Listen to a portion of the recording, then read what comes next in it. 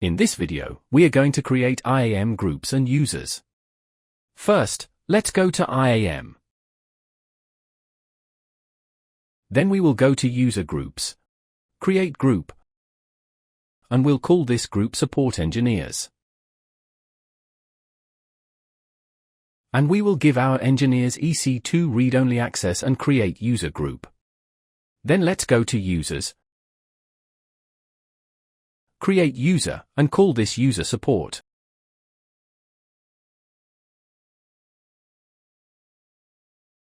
Engineer 1, we will give them access to the console.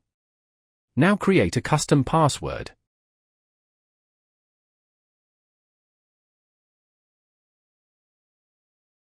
And uncheck this box here as it's only a tutorial. Then we will go to Next. Let's add our user to our group. Select Next. And then create user. Now we will go to the console to test our user. Enter the username, along with the password.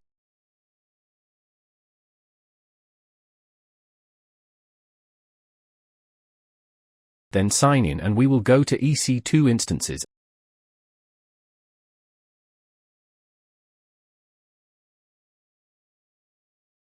And here you can see our EC2 instances.